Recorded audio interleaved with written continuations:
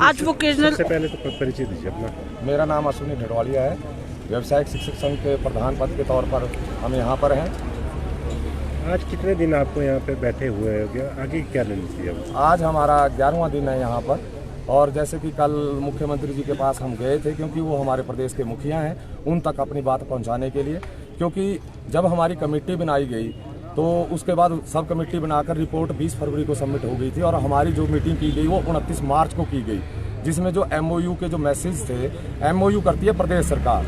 यहाँ पर मैं कहना चाहूँगा, मुख्यमंत्री जी की एक बात से हम सहमत करते हैं कि कंपनियाँ तो दिल्ली की हैं, हम तो शुरू से बोल रहे हैं कि ये कंपनियाँ यहाँ की नहीं है। दूसरी बात है, सेंटर से फंड आता है, उसको भी हम समर्थन देते हैं कि सेंटर से फंड आता है, परंतु बात ये है कि जो MOU होता है वो 3 पक्षों में होता है। हम निरंतर इस बात को उठा रहे हैं। जब गवर्नमेंट ऑफ इंडिया और गवर्नमेंट ऑफ हिमाचल, और जो गवर्नमेंट ऑफ हिमाचल में जो हमारा MOU है, वो Himachal Pradesh school education society के अंडर है, और जो तीसरा पक्ष है वो कंपनियां हैं। हम तो सिर्फ कंपनियों को बाहर करने की बात कर रहे हैं, जिसमें गवर्नमेंट ऑफ इंडिया की गाइडलाइंस भी है। कल हमने एक RTI की कॉपी भी साझा की थी कि स्टेट चाहे तो इस प्रोजेक्ट को खुद रन कर सकता है, और दूसरा ऑप्शन था कंपनियों का। तो दूसरा ऑप्शन अपनाया गया। वो उस टाइम की यथास्थिति रही होगी कि पायलट प्रोजेक्ट है, वोकेशनल कैसा चलेगा, परंतु आने वाले समय में जैसे न्यू एजुकेशन पॉलिसी में भी व्यावसायिक शिक्षा को कंपलसरी सब्जेक्ट के रूप में लाया गया है। तो हमारा निवेदन यही रहेगा कि रिपोर्ट को एग्जामिन किया जाए और मीटिंग करवाई जाए, हर पक्ष को देखा जाए, क्योंकि ये हिमाचल के युवाओं की बात है, हिमाचल के बच्चों की बात है। और ये जो वोकेशनल शिक्षा है, ये पूरे भारतवर्ष में, जैसे कि हमारी कांग्रेस सरकार, सुक्खू सरकार बहुत अच्छे फैसले ले रही है, कड़े फैसले ले रही है, तो व्यावसायिक शिक्षा के क्षेत्र में भी एक ऐतिहासिक कदम होगा और पूरे भारतवर्ष में इनको इस चीज़ का फायदा होगा। नीरज जी, आपसे सवाल करना चाहेंगे कि अभी आपको 11वां दिन हो गया है यहाँ पर धरना प्रदर्शन करते हुए, मुख्यमंत्री से भी आप लोग मिले हैं, तो आज क्या आप लोग ये यहाँ पर आपको कहा जा रहा है उठने के लिए, इसके ऊपर आप क्या कहेंगे? अब देखिए, कल जो है हमारी पुलिस प्रशासन में बात हुई थी। उन्होंने हमारे साथ बात की कि आपको जो है वो टाइम पीरियड नहीं है आपके पास, आपका नोटिफिकेशन नहीं है, इस तरह की बात कही गई। लेकिन हमें उन्हें जो एप्लीकेशन कॉपी है जो हमने प्रशासन को ADM साहब को सौंपी है, वो पूरी तरह से डायरी डिस्पैच और जो होता है उसका एक प्रोसेस वो हमने पूरा फॉलो किया हुआ है। उसमें 7 से 10 तारीख का जो है वो मेंशन किया हुआ है। लेकिन अब आने वाले समय में स्थिति क्या रहती है इसके बारे में तो हम भी कुछ नहीं बता पाएंगे। लेकिन हमारी तरफ से जो है बात बिल्कुल क्लियर है। हमने अपनी फॉर्मेलिटीज़ पूरी तरह से पूरी की हैं, प्रशासन को आगाह किया है। 7 से 10 तारीख का हमने जो है एप्लीकेशन जो है डिपार्टमेंट को दिया हुआ है। तो क्या इस बीच किसी मंत्री से बात हुई कि जो प्रशासन आपको यहाँ से? देखिए, इस बीच में हमारी किसी मंत्री से बात तो नहीं हो पाई है, लेकिन हमारा ये मानना है कि सरकार को इस मामले पर जो है संवेदनशील होना चाहिए। हमारे जो यहाँ पे शिक्षक बैठे हुए हैं, मजबूरन बैठे हुए हैं, ये किसी जो है किसी बहकावे में नहीं है, ये अपनी मांगों को लेके यहाँ आए हुए हैं। किसी ने इन्हें जो है बुलाया नहीं है। इन्हें अपनी मजबूरी समझ के 11 दिनों से, अगर ये लोग मजबूर नहीं होते तो 11 दिनों से ये लोग सड़कों पे होते और अपने बच्चों के साथ ये यहाँ पे बैठे हुए हैं। छोटे छोटे बच्चे आप जो हैं सड़कों पे देख सकते हैं। तो कहीं ना कहीं हमारे भाइयों, हमारी माताओं बहनों की जो पीड़ा है उसको सरकार को समझने की आवश्यकता है। और मुझे लगता है कि सरकार को एक संवेदनशील रूप इस पर अपनाना चाहिए। बातचीत का दौर जो है वो चलना चाहिए। बात जो है वो डायलॉग्स से ख़त्म होगी। जब दोनों पार्टीज़ के बीच में डायलॉग्स होंगे तो डेफिनेटली कोई ना कोई हल निकलेगा। तो क्या अब आप यहाँ चौड़ा मैदान खाली करेंगे या बैठे रहेंगे? नहीं, देखिए, चौड़ा मैदान खाली करने वाली कोई बात नहीं है। जब तक हमारे प्रॉपर डायलॉग्स नहीं हो जाते, कुछ रिटन नोटिफिकेशंस नहीं आ जाती, तब तक जो है हम अपनी मांगों पर पूरी तरह से अड़े रहेंगे।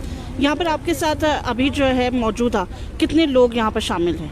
अभी हमारे पास जो है लगभग जो अभी की जो स्ट्रेंथ है, जिसकी हम अटेंडेंस जो टाइम टू टाइम ले रहे हैं, 1200 से ज़्यादा लोग जो हैं इस समय हमारे साथ यहाँ जुड़े हुए हैं।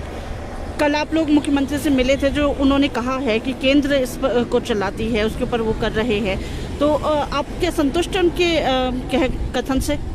देखिए, अभी हमारे प्रधान साहब ने भी कहा कि हम कुछ एक बातों को लेकर पॉजिटिवली एक पॉजिटिव एटीट्यूड दिखा सकते हैं कि सेंटर की कंपनियां हैं, फंड सेंटर से आ रहा है। लेकिन दूसरी तरफ उसका अगर दूसरा पहलू देखा जाए तो उसमें सीधी सी बात है कि ये उन्होंने कहा कि ये जो है हिमाचल के स्कीम नहीं है, सेंटर की स्कीम है। तो मैं ये बताना चाह रहा हूँ कि हरियाणा भी जो है इसी भारतवर्ष का हिस्सा है।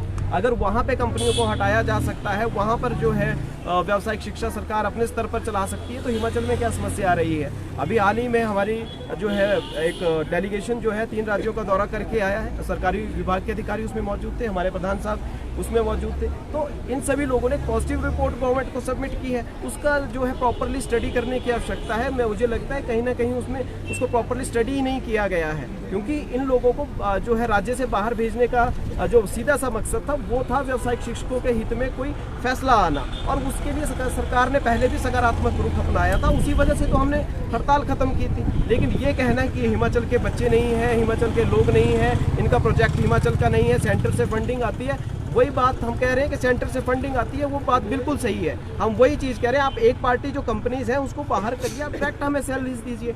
हम इससे ज़्यादा तो कोई डिमांड कर ही नहीं। ना तो हम फाइनेंशियल बेनिफिट्स की बात कर रहे हैं, हम जानते हैं फाइनेंशियल क्राइसिस से इसमें हिमाचल जूझ रहा है, हमने फाइनेंशियल बेनिफिट्स की बात की ही नहीं है।